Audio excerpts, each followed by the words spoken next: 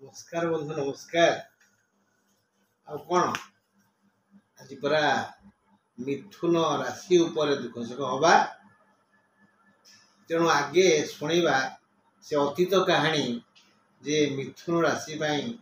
शुभ और अशुभ कौन ना मिथुन राशि सोमवार घातवार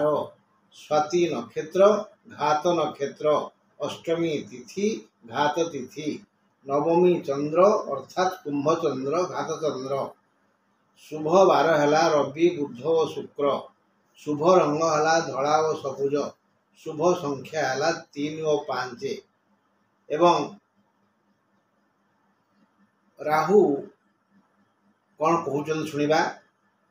राहु ग्रह कहते सप्तम नक्षत्र को अर्थात पुनर्वसु नक्षत्र सह कलह हो पारे ये मासरे कलह हो पारे एणु यही पुनर्वसु बाबू यथासंभव चुप रही शास्त्र लेखा अच्छी ना मौनी न कलह नास्ति पंचम नक्षत्र मृगशिरा जदि हस हस मुहरे अन्य मानक देखिए तेबे सेमानक हाथ खाली रही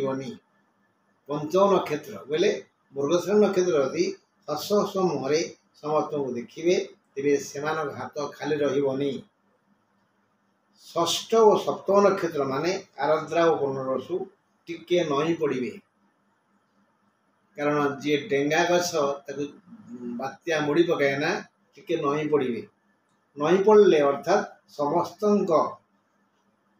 मन बुझी समस्त को यथोचित सम्मान देले उपस्थ बुद्धि घटाई पारे राजलक्ष्मी भोग करेंगे बुझे तो आसतु आउ टे दीपद पढ़ा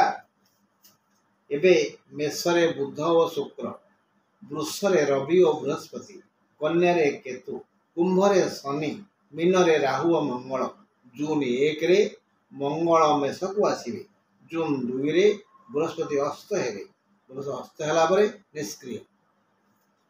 जून 5 रे बुध वृष को आसवे मिथुन राशि चतुर्थ केतु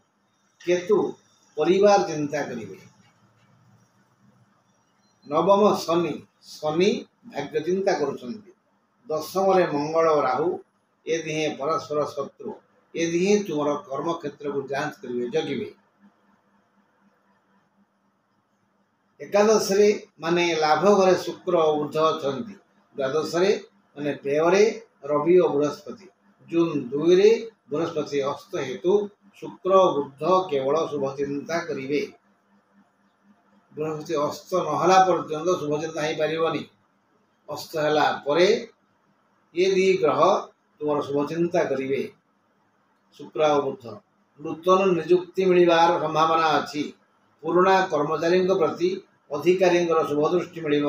से पूर्ण सहयोग करेंगे केतु हेतु पुराणा कलहर समाधान हो पारे सुतरां शत्रुगण पराजित हेबे व्यवसाय उन्नति हेब माने लाभवान हे सामाजिक प्रतिपत्ति बढ़िबो आदर सम्मान मिलिबो रवि और गुरुंकर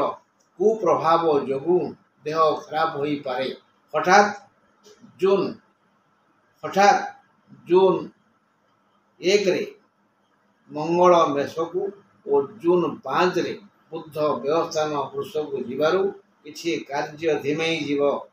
जिमती भाव में आगौ थिले टिके मांदे जीवे अଯଥା विलंब हेब महिला माने धर्म दिगरे मन दे खुशी हेबे कारण समस्त महिला मंगल है दान धर्म करने को महिला माने मन बढ़ेबे कर्म क्षेत्र में सफल कर्मी भाव में कर्मजीवी महिला को सम्मान मिल पारे छात्र छात्री माने उच्च शिक्षा यत्नशील हेबे और सफलता पाइबे बंधु मिथुन राशि उपरे आमे पुंखानुपुंख आलोचना कले आसंता काली आमे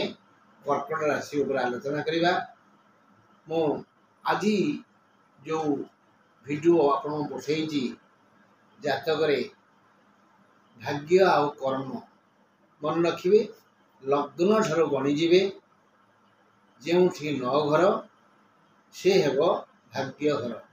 जोठी 10 घर ता कर्म घर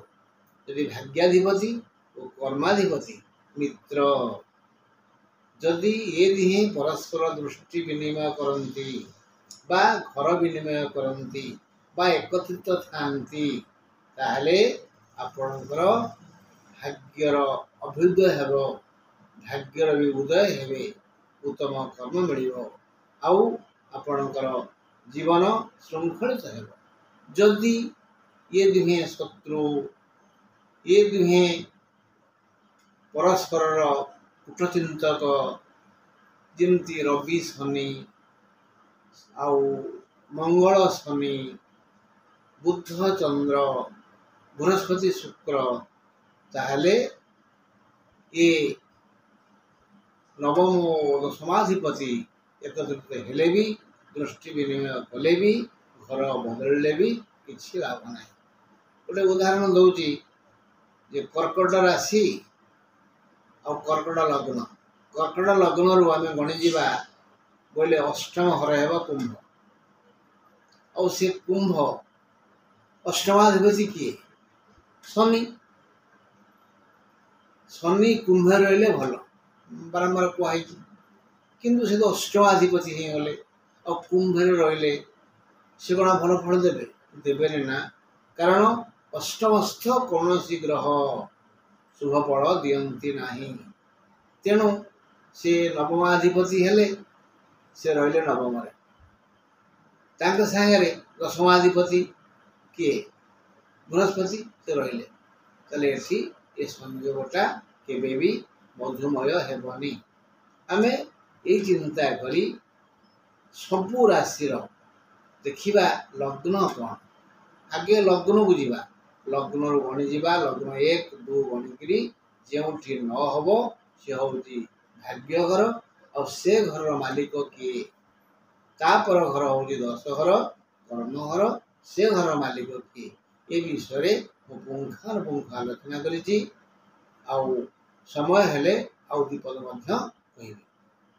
तेणु बंधु आज विश्राम नौची।